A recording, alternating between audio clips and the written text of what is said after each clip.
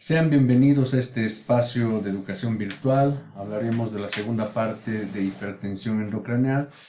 Soy el doctor Luis Miguel Duchén Rodríguez y vamos a continuar con este tema. Cuando hablamos de las posibles complicaciones de la hipertensión endocraneal, tenemos que hablar de las hernias encefálicas. Las hernias encefálicas son desplazamientos patológicos del encéfalo a través de los tabiques durales. Existen cuatro fundamentales tipos de hernias encefálicas: la subfalcial o del cíngulo, la transtentorial descendente, la transtentorial ascendente y la transforaminal.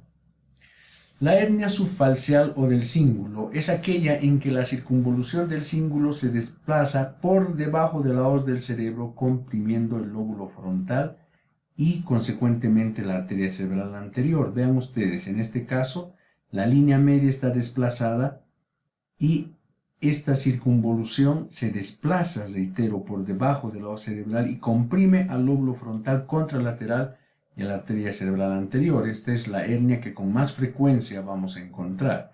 En este ejemplo, el paciente tiene un hematoma subdural crónico reagudizado que genera compresión sobre el hemisferio cerebral derecho y esto condiciona la hernia subfalcial.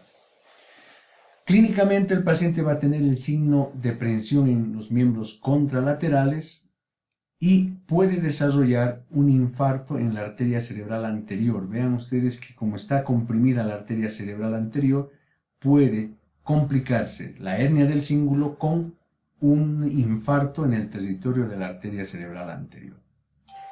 El otro tipo de hernia es la hernia transtentorial descendente central, en la que existe un desplazamiento del diencéfalo y el mesencéfalo hacia abajo a través de la escotadura tentorial, es decir, a través del espacio tentorial. Cuando esto ocurre, hay un estiramiento y ruptura de los vasos perforantes y además puede haber hidrocefalia porque se obstruye el acueducto de Silvio. Y también tenemos que tomar en cuenta que hay una compresión de la arteria cerebral posterior. Aquí tenemos un ejemplo de este tipo de herniaciones. La hernia transtentorial descendente lateral se refiere al desplazamiento del uncus del hipocampo, que es esto de acá, sobre el borde libre de la tienda del cerebelo y va a comprimir al motor ocular común, al sistema reticular activador ascendente y al pedúnculo cerebral del mesencéfalo. Entonces vean ustedes, tenemos un paciente que tiene un hematoma subdural. En la resonancia se ve cómo el tallo cerebral que está en este sector está desplazado desde la derecha hacia la izquierda. Vean ustedes el lóbulo temporal del lado izquierdo con la distancia que hay entre el propio uncus y el tallo cerebral, y en el otro lado tenemos esta hernia uncal o transtentorial descendente lateral, en donde existe una compresión del uncus, del lóbulo temporal, sobre el tallo cerebral. Esto va a condicionar, por supuesto, que existan manifestaciones clínicas típicas. A eso le llamamos el síndrome de herniación uncal. El paciente va a tener midriasis progresiva, luego ptosis palpebral ipsilateral, es decir, va a tener una paresia del motor ocular común. Va a tener deterioro del estado de conciencia y un síndrome piramidal contralateral. Entonces vean ustedes, aquí existe un hematoma subdural, aquí existe, les reitero, es el mismo caso, la herniación uncal, y esto condiciona, vean ustedes, el desplazamiento del tallo cerebral. Por aquí pasa el tercer nervio craneal, y como el sistema reticular activador ascendente pasa por el tallo cerebral, se va a deteriorar el estado de conciencia. Y no olviden que la función motora se gobierna desde, en este caso, el lado derecho hacia el lado izquierdo. Entonces el paciente va a tener un déficit motor, un síndrome piramidal contralateral. Es importante identificar estos casos porque muchas veces requieren una intervención quirúrgica de urgencia. Es un paciente que ha sufrido un trauma craneoencefálico, ha perdido el estado de conciencia, como verán incluso ya está intubado, y tiene claramente una ptosis palpebral, parte de la parálisis del motor ocular común, y tenía una hemiplegia en el lado contralateral. Aquí vemos una ptosis palpebral derecha, él tenía una hemiplegia contralateral y tenía un Glasgow de 7. Vamos a ver cómo estaban las pupilas. Noten ustedes que aquí hay una parálisis del motor ocular común. ¿Por qué? Porque el paciente tiene midriasis. Esta pupila está midriática, la otra está normal, y vean cómo el ojo está desviado hacia afuera. Vean ustedes, para comparar con más claridad, la midriasis versus una pupila normal en el lado contralateral. Otros ejemplos de pacientes que tienen midriasis por una herniación uncal antes de la cirugía. Aquí, en este caso, la herniación uncal está en el lado contralateral. La hernia transtentorial ascendente se refiere al desplazamiento del vermis cerebeloso a través del foramen tentorial. Esto genera una compresión de la lámina cuadrigémina del mesencéfalo. En este ejemplo vemos un quiste en fosa posterior que genera ese desplazamiento. Estos pacientes van a tener clínicamente el signo de Parinao. ¿Qué quiere decir esto? Que no pueden llevar los ojos hacia arriba. Van a tener una depresión temprana del estado de conciencia y también van a desarrollar hidrocefalia. Aquí tenemos un ejemplo de esta hernia transtentorial ascendente que está comprimiendo el mesencéfalo y también desplaza el acueducto de Silvio y por lo tanto va a haber hidrocefalia.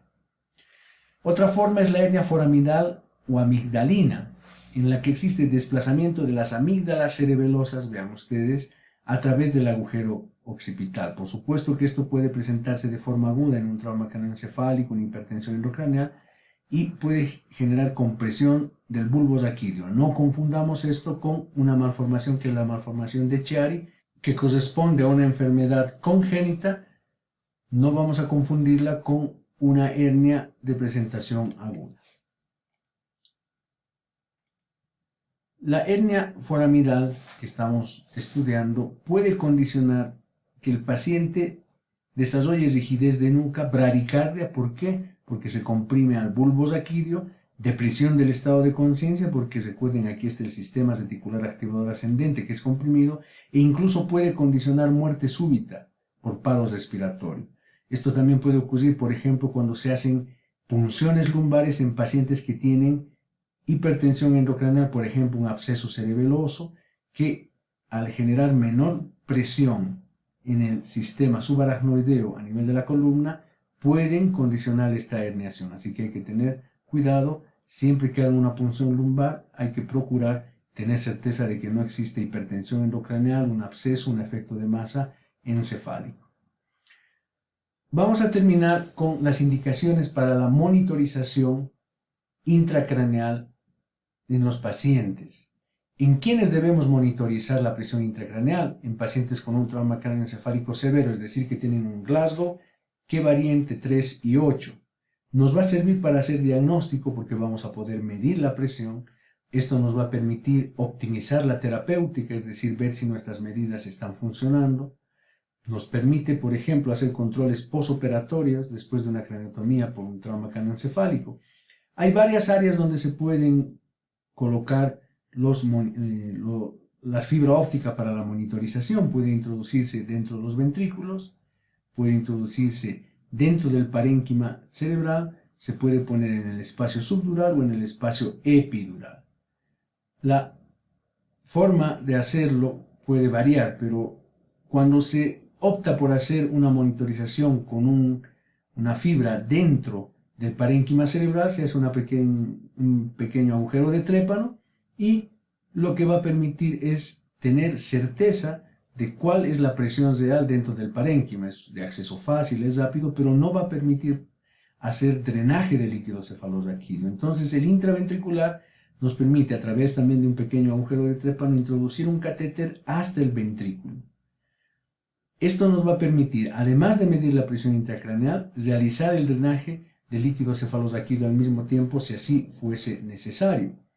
Estas son las curvas de la presión intracraneal. Tenemos tres elementos importantes: la P1, la P2 y la P3. La onda P1 es la onda de percusión, es decir, la eyección sanguínea de la sístole transmitida a través del plexo coroide. La P2, la onda Tyndall. Esta onda tidal es el reflejo del componente venoso y del líquido cefalorraquídeo. Y finalmente tenemos a la P3, que muestra el cierre de la válvula aórtica.